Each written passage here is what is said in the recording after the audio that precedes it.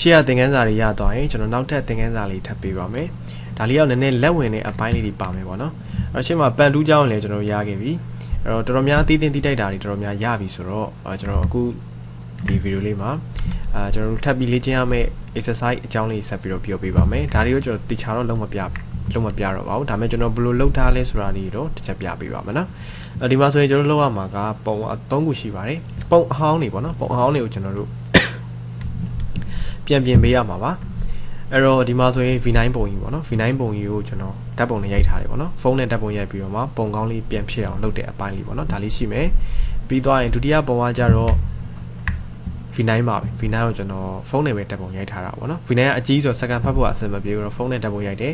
ဒါလေးကိုကျွန်တော်အနီးဆက်ဆုံးပေါ့အကောင်းဆုံးကြည့်လို့ကောင်းဆုံးဖြစ်အောင်ကျွန်တော်ပြင်မယ်ပေါ့နော်ဒီပိုင်းလေးရှိမယ်ဒီပုံလေးရှိမယ်ပြီးနောက်တစ်ခုကတော့တော်တော်လေးလက်ဝင်မဲ့အပိုင်းလေးပေါ့နော် V9 ပါပဲဒါလေးကိုကျွန်တော်ဓာတ်ပုံနဲ့ရိုက်ထားတာပေါ့နော်အစင်းကြောင်းတွေလည်းအများကြီးပဲရှိတယ်အဲ့တော့ဒါလေးကိုလည်းကျွန်တော်ပုံကောင်းလေးဖြစ်အောင်ဘယ်လိုပြင်မလဲဆိုတာလေးတွေကျွန်တော်ပြောပြပါမယ်နော်အဲ့တော့အရင်ဆုံးကျွန်တော်ပုံလေးဖွင့်လိုက်မယ်ဒီနှစ်ခုစလုံးကို Photoshop နဲ့ဆွဲထည့်လိုက်ပါမယ်ခဏလေးစောင့်မယ်နော်ဆက်စားခြင်းမှာဆက်ကချက်ချင်းအလုံးမလုံးတာမျိုးလည်းရှိပါတယ်ဒါလေးကမူရင်းပုံဟိုဘက်ကကျွန်တော်ပြင်ပြီးသားပုံဟုတ်ပြီနော်ဒီ site ကဘယ် site လဲဆိုလို့ရှိရင်တပေခွဲ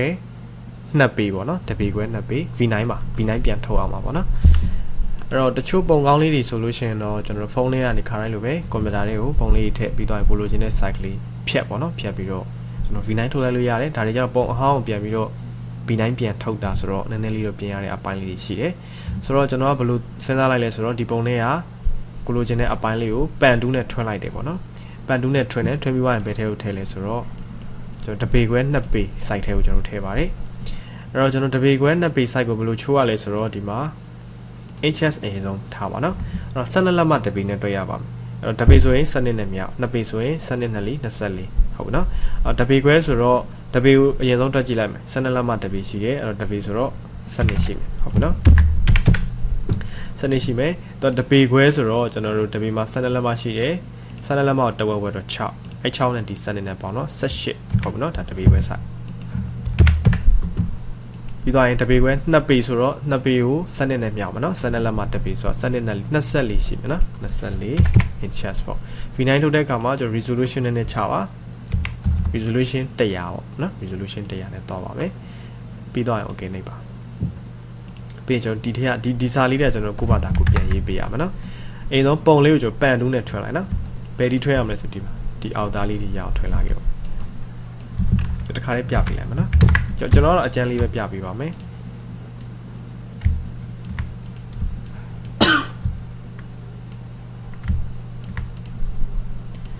ပန်တူးလေးတခြားလေးရအောင်လေ့ကျင့်ထားပေးပါနော်ဒီကောင်တော့ quick selection tool နဲ့တော့ကျွန်တော်တို့အဆက်မပြေတော့ဘူးဗျတချို့ပုံဟောင်းလေးတွေကအချိန်တော်တော်ပေးရတာမျိုးရှိပါတယ်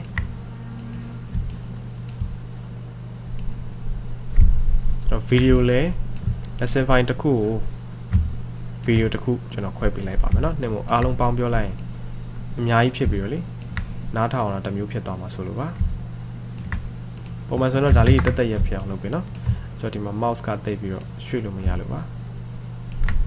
ရွှေ့တဲ့နေရာတိတ်မလိုက်ဘူးဖြစ်တယ် mouse ကโอเค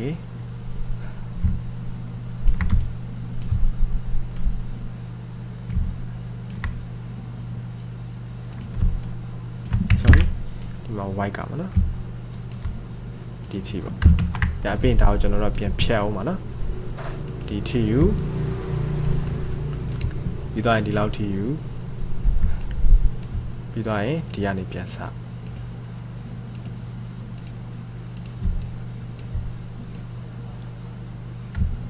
ဒီပေါ်မျက်နှာလေးတွေချောရတဲ့အပိုင်းလေးတွေပါတယ်ပေါ့နော်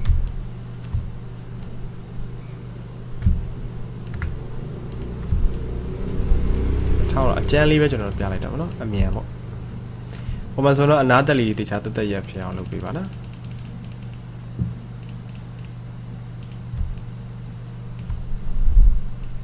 quick selection tool ဆိုကျွန်တော်အနားမချောလို့ရှင်ဒီ select menu တွေက refine နဲ့တွားပြီးတော့အနားလေးတွေချောမိသွားအောင်လုပ်အောင်မနော်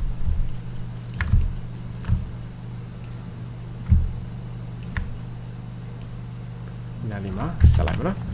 ပြီးတော့ selection ပေးမယ်ဆိုတော့ control enter ခါဟုတ်ပြီနော်ပြီး control shift ion နှိပ်ပြီးတော့ selection ပြောင်းပြန်လာမှာ background layer ကိုကျွန်တော်တို့နှစ်ချက်နှိပ်ပြီးတော့ lock ဖြုတ်မယ်ပြီးနောက်ခံ background delete နှိပ်ပြီးတော့ဖြတ်လိုက်ပါပြီး control D နော် selection ဖြောင်း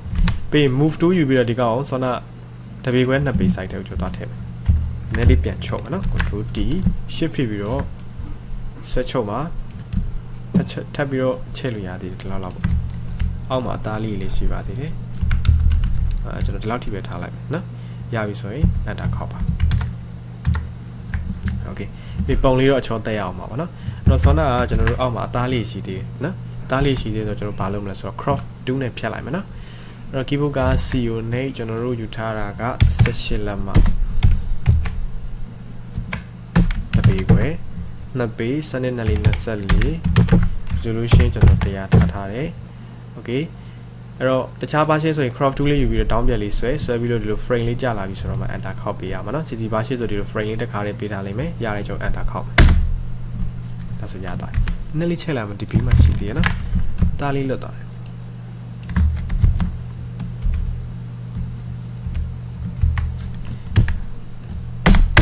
okay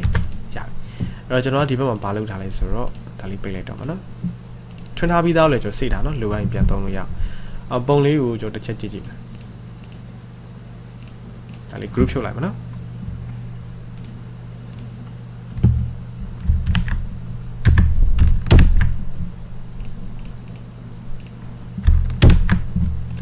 hair ဆိုတာလေးရှိတယ် hair ဆိုတာ zapin ကိုကျွန်တော်ဘာလုပ်ထားလဲဆိုတော့ brush tool နဲ့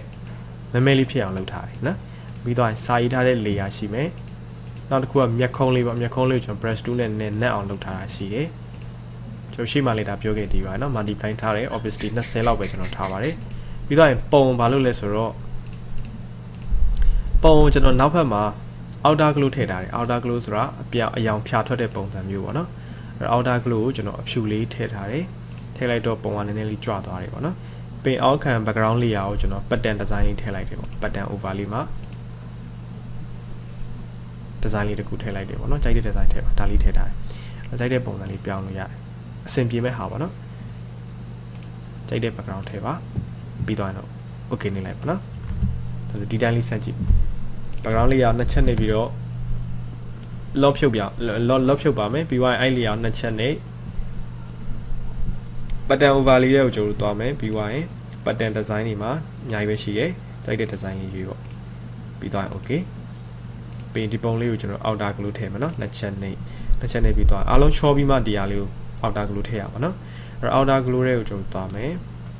အဖြူလေးထားမယ်ပြီးသွားရင် size ဆိုတာလေးနည်းနည်းကြည့်နော်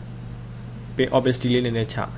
ဒါအိမ်မထင်းကြလို့ဒီလောက်ပေါ့နော်ပြီးသွားရင် okay နေပါကြာမနော်အဲ့ပုံချောတာတော့ရှေ့မှာတင်ခဲ့တဲ့ tools တွေနဲ့ကျွန်တော်ချောမှာပါပုံတစ်ခုလုံးရဲ့ selection တိုင်းလေးရစေချင်တယ်ဆိုရင် sorry selection မပေးဘဲနဲ့လည်းတွားလို့ရပါတယ် clone stamp to you နော် keyboard ကနေ s ကိုနှိပ်ပြီးတော့ယူလိုက်ပါပြီးတော့ဒီတောင်းလေးလိုက်ပြီးတော့ဆက်ပြောက်လေးလိုက်ဖြောက်ပါနော်ဘောက B9 သားဆိုတော့ဟိုအရေးကြောင်းလေးရောပါတတ်ပါတယ်ဒါလေးတခြားဖြောက်ပါနော်အဲ့တော့အပြင်ကိုကြော်ထွက်မသွားခြင်းဆိုရင်ပုံရဲ့ shape တိုင်း selection ပေးခြင်းနဲ့ဆိုရင် control ဖြစ်ပြီးတော့ပုံလေးတစ်ချက်နဲ့ဒါဆို selection ရပြီနော်ပုံလေးနည်းနည်းလေးဝါးခြင်းနဲ့ဆိုရင်လေကျွန်တော် filter တွေကိုသွား blur တွေကိုသွားဒါရှိမှလေးပြောခဲ့ရနော် surface blur ပြီးတော့ okay ပေါ့ 5 10နော်ဒီလောက်ပဲထားလိုက်ပါကိုကြိုက်တယ်လို့ကစားလို့ရပါတယ်တန်ဖိုးကအဲ့တော့ okay နေလိုက်မယ်ပုံလေးနည်းနည်းချောသွားလိမ့်မယ်နော်ပုံကြီးကနည်းနည်းဒီကြောင်ကြောင်ကြီးဖြစ်နေကျွန်တော်တို့ hue and saturation ချလို့ရတယ် control U ပြီးတော့ saturation နည်းနည်းချလိုက်ပေါ့ဒါဆိုတာကြီးအယောင်ကြီးတောက်မနေတော့ဘူးပေါ့နော် okay ဒါမှကျွန်တော်တို့အလင်းမောင်နေပါလိပြန်ချိန် level တို့ brightness contrast တို့ဒါကြီးလည်းပြန်ကစားလို့ရပါတယ်နော်နည်းလေးချလိုက်ဒါဆိုရင်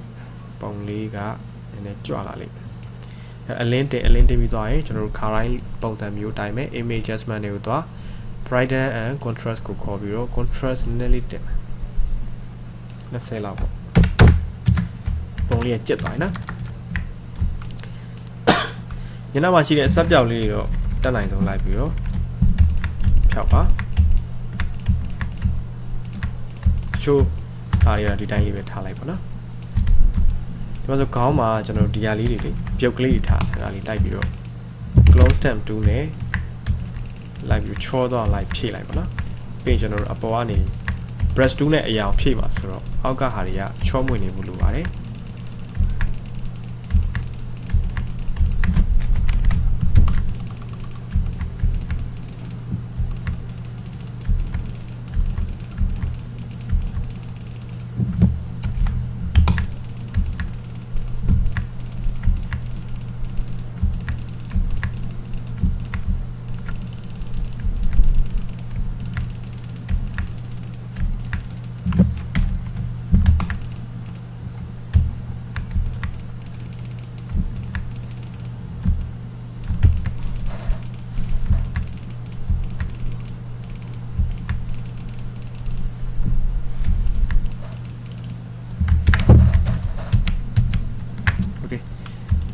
ဒီဘက်လေးလည်းနည်းနည်းချောလိုက်ပါနော်ပြီးတော့အရောင်ထပ်အောင်ဆိုတော့ selection ခဏပြန်ဖြုတ်နော်ပြီးတော့ layer အသစ်ခေါ်မယ် control shift and ပြီးတော့နာမည်လေးပေးလိုက် head ပေါ့အဲ့ဒါခေါက်ပါပြီးတော့ brush to you keyboard ကနေ B ကိုနှိပ်နော်ဒီ2လေးနော် brush to you မယ်ပြီးတော့ဒီမှာအနှံ့အောင်ထားပါနော်ပြီးတခါတည်း blending mode multiply opacity ကို20လောက်ပဲထားပါမယ်အဲ့တော့ကျွန်တော်ခြေလိုက်ရင်ဒီပုံရဲ့အပြင်ကိုကြော်မထွက်သွားခြင်းဆိုလို့ရှိရင်ဒီပုံရဲ့ shape တိုင်းကျွန်တော် selection ယူမယ်နော်ဟို select ပေးထားမှာတော့ကျွန်တော်တို့အသစ်ယူထားတဲ့ layer ကို select ပေးထားပြီးတော့ control ဖိထားပြီးတော့ပုံရဲ့အောက်က layer ရဲ့လူပုံလေးကိုတစ်ချက်နေလိုက်နော်အဲ့ကျွန်တော်ခြေလို့ရပြီ opacity ပြီးမှပြန်ကစား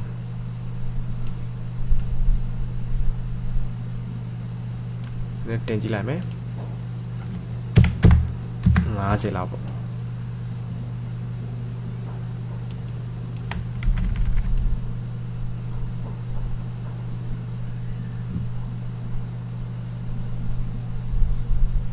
အောက်မှာပြုတ်ကလေးတွေမြင်နေရသေးတယ်ဆိုရင်အောက်က layer လေး select ပေး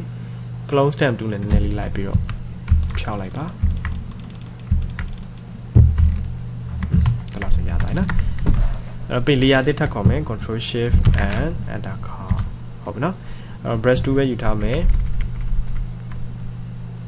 foreground color မှာအနက်ရောင် multiply ပြောင်းမယ် opacity ကိုတော့ကျွန်တော်20လောက်ပဲထားလိုက်မျက်ခုံးမွေးလေးချဲ့ခြင်းတော့နော်မျက်ခုံးမွေးလည်းဒီလိုမျိုးပြုတ်ကလေးတွေမပေါ်ခြင်းဆိုရင်အရင်ဆုံး clone stamp 2နဲ့ချောပေးလိုက်ပါနီးစက်ရအသားလေးတွေနဲ့အစားထိုးပြီးတော့ဗောနော်ပြုတ်ကလေးတွေပျောက်တော့ဖြောက်ပေးပါချောတာဗောနော်ဒီဘက်မှာတော့မရှိဘူး okay ဒါဆိုတော့ layer ကိုပြန်ရွေးမယ် brush to you keyboard က B နော် cycle လေးတည်မယ် foreground color အနက်ရောင်သူ့ရဲ့ layer multiply blending ကိုပြောင်းမယ် opacity 20ပါပြီးသွားချဲ့မယ်ဒါအားကြီးလဲကျွန်တော်တို့ချဲစရာမလိုပါဘူးနည်းနည်းလောက်ပေါ့နည်းတင်ကြည့်ရအောင်30လောက်โอเคဒါဆိုရရနော်မျက်လုံးမျက်စံလေးပါကျွန်တော်လိုက်ထည့်လို့ရသေးတယ်ဒီအနက်နေရာလေးဒီပေါ့နော်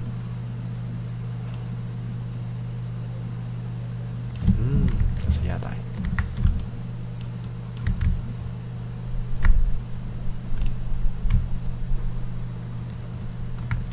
ပုံမှန်ဆိုဒီမှာနော်အင်ကြီးတွေမှာတွေ့လားကျွန်တော် accept ပြောက်တွေရှိတယ်ဒါတွေအားလုံးလိုက်လုပ်ကမယ်ပြီးသွားရင်လက်မှာရှိတဲ့ accept ပြောက်တွေအကုန်လုံး accept ပြောက်တွေတန်ရှင်းလုပ်ပြီးဆိုမှကျွန်တော်ပုံချောတာတို့ဒီစပင်းအယောင်တွေလိုက်ထည့်တာတို့မျက်ခုံးမွေးတို့မျက်လုံးတို့ဒါတွေကျွန်တော်လိုက်ပြီးတော့လုပ်ရမှာပါနော်ပြီးရင် control D နဲ့ selection ဖြောက်ပါစာရေးမယ်နော်ဒါကျွန်တော်အကြမ်းပြပေးတာနော်ပုံမှန်ဆိုတော့ဒီထက်ပို့ပြီးတော့ပုံလေးရ result ကောင်းရပါမယ်အဲ့တော့ကျွန်တော်စာရေးဖို့ဆိုရင် keyboard က T ကိုနှိပ်ပြီးတော့ type 2လေးခေါ်လိုက်ပါစစရေးလို့ရှိရင်နည်းနည်းလေးတော့စောင်းအောင်တက်ပါတယ်ပြီးတော့ရင်ကာစာလေးချဟုတ်ပြီနော်အဲ့တော့ပြီးရင်ကျွန်တော်ဘာ file လေးသုံးမလဲဆိုတော့ W64 ဆိုတဲ့ file လေးကိုသုံးပါမယ်ပြီးတော့ enter ခေါက်ပါ site ကိုကျွန်တော်တို့30လောက်ထည့်လိုက်မယ်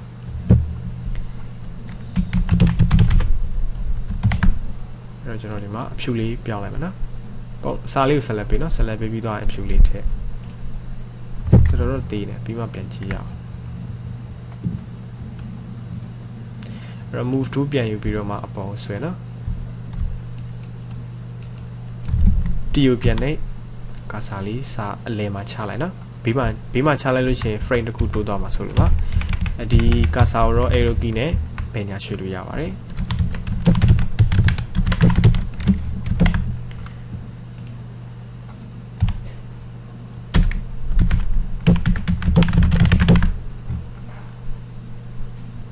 ကာဆာကို shortcut နဲ့ဖျောက်ခြင်း control enter ပြီးသွားရင် V နှိပ်ပြီးတော့ move to ပြောင်းမယ်နော်ပြီးဒါလေးကိုချဲ့မယ်ဆိုတော့ control T ပြီး shift ဖြစ်ပြီးတော့တောင်းကနေဆွဲချဲ့ပါ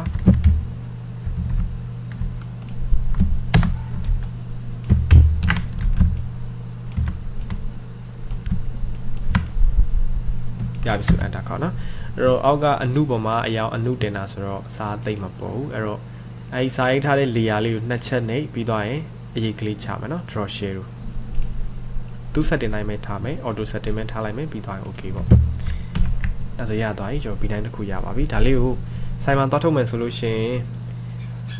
ကျွန်တော် JPG ပြောင်းလိုက်ပေါ့နော် JPG ပြောင်းပြီးသွားလို့ရှိရင် state ထဲကိုထည့်ပြီးသွားရင်ဆိုင်မှာသွားထုတ်လို့ရပါပြီအဲ့တော့ JPG မပြောင်းချင်ဘူးဆိုလို့ရှိရင်လည်း PSD file အနေနဲ့ယူသွားလို့လည်းရပါတယ်တချို့ဆိုင်တွေကစက်အဟောင်းတွေတုံးတော့လေကိုယ့်ရဲ့ PSD file မှာပြင်ထားတဲ့ layer တွေအရင်များတဲ့ခါမှာအလုံးမလုံးတာမျိုးဖွင့်တဲ့ခါမှာအရင်ကြာနေတာမျိုးမဖြစ်ချင်တော့တခါလေကိုရှိမှာအားလုံးပြင်ဆင်ပြီးသွားတဲ့ JPG file လေးထုတ်ပြီးမှမူရင်းဒီ PSD file လေးတင်ထားပါတော့အဲ့တော့ JPG file လေးကို state ထဲထည့်ပြီးတော့ဆိုင်မှာသွားထုတ်လို့ရပါတယ်ဟုတ်ပြီနော်အဲ့တော့ကျွန်တော်တို့ဘာလုပ်ပေးရမလဲဆိုတော့ဒါလေးကိုတက်ရဲလေးဖြစ်အောင်အခုပုံစံတိုင်းလေးဖြစ်အောင်လုပ်မယ်ပြီးသွားရင် JPG ပုံလေးပြောင်းပြီးတော့အဲ့ဒါလေးတက်ပုံရိုက်ပြီးသွားကျွန်တော်ပြန်ပို့ပေးပါနော်ဒါတော့ lesson တစ်ခုပါပြီးသွားနောက်ထပ် lesson တွေလည်းဆက်ပြောပေးပါမယ်နော်ဒါလေးကိုအရင်ဆုံးစမ်းကြည့်ပေးပါနော် PSD file လေးကိုရှိမှတင်ထားပါပြီးရင် JPG file လေးကိုကျွန်တော်ထုတ်ပေးပြီးရင် JPG ပုံလေးကိုကျွန်တော်တက်ပုံတခြားလေးရိုက်ပြပါပြီးရင်ပြန်ပို့ပေးပါနော် okay ဒါဆိုဒါလေးစမ်းကြည့်ပါမရရှရင်ပြောပါနော်